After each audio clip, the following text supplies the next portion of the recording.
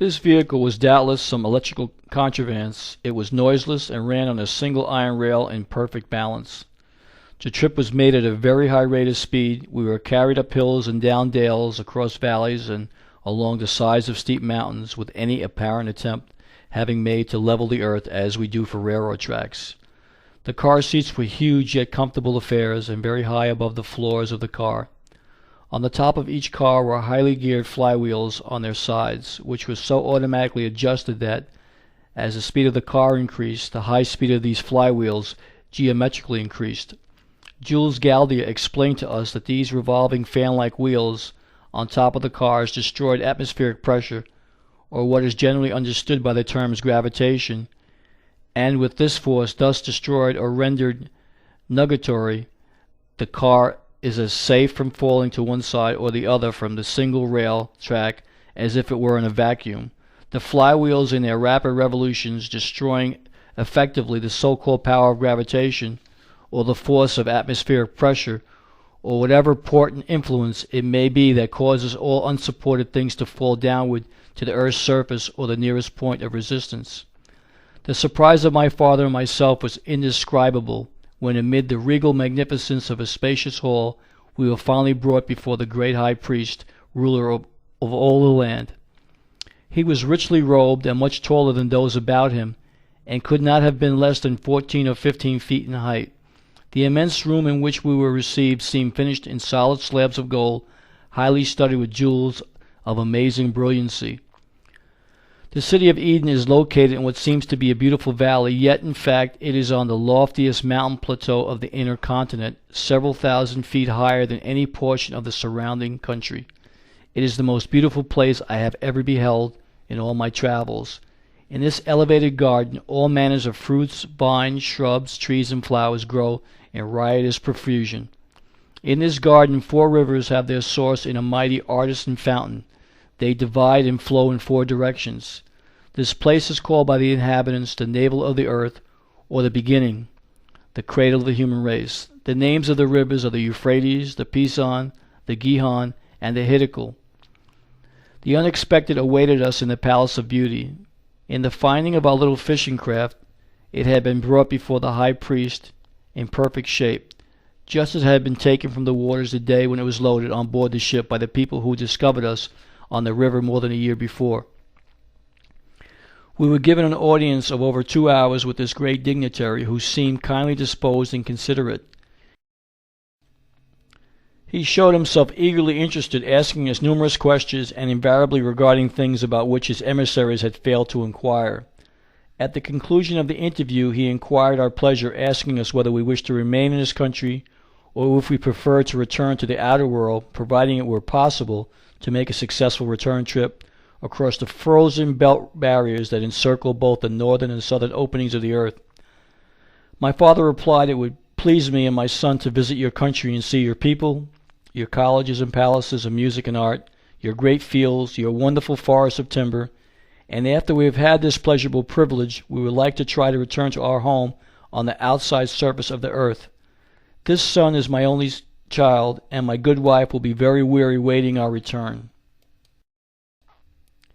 I fear you can never return, replied the chief high priest, because the way is a most hazardous one. However, you shall visit the different cities with Jules Galdia as your escort, and be accorded every courtesy and kindness. Whenever you are ready to attempt the return voyage, I assure you that your boat, which is here on exhibition, shall be put in the waters of the river Hiddekel at its mouth, and we will bid you Jehovah's speed, thus terminating our interview with the high priest or ruler of the continent. We learned that the males do not marry before they are from 75 to 100 years old, and that the age at which women enter wedlock is only a little less, and that both men and women frequently live to be from 600 to 800 years old, and in some instances much older. During the following year we visited many villages and towns, prominent among them being the cities of Nagai, Delphi, Hectia, and my father was called upon no less than a half-dozen times to go over the maps which had been made from the rough sketches that he had originally given of the divisions of land and water on the outside surface of the earth. I remember hearing my father remark that the giant race of people in the land of the Smoky God had almost as accurate an idea of the geography of the outside surface of the earth as had the average college professor in Stockholm. In our travels we came to a forest of gigantic trees near the city of Delphi. Had the Bible said they were trees towering over 300 feet in height and more than 30 feet in diameter, growing in the Garden of Eden, the Ingersolls, the Tom Paines, and Voltaires would doubtlessly have pronounced the statement a myth. Yet this is the description of the California sequoia. But these California trees pale into insignificance which was at least 2 feet in length and 15 inches in diameter. After we had been in the city of Hectia about a week, Professor Galdia took us to an inlet where we saw hundreds of tortoises along the sandy shore. I hesitate to state the size of these giant creatures. They were 25 to 30 feet in length, from 15 to 20 feet in width, and fully 7 feet in height. When one of these projected its head, it had the appearance of some hideous sea monster. The strange conditions within are favorable not only for vast meadows of luxuriant grasses, forests of giant trees, and all manners of vegetable life, but wonderful animal life as well. One day we heard a great herd of elephants. They must have been 500 of these thunder-throated monsters with their restlessly waving trunks. They were tearing huge boughs from the trees and trampling smaller growth into dust like so much hazel brush. They would average over 100 feet in length and from 75 to 85 feet in height. It seemed as I gazed upon this wonderful herd of giant elephants that I was living in the public library of Stockholm, where I had spent much time studying the wonders of the Miocene age. I was filled with mute astonishment, and my father was speechless with awe.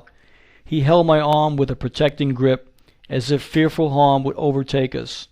We were two atoms in this giant forest, and fortunately unobserved by this vast herd of elephants as they drifted on and away, following a leader as does a herd of sheep.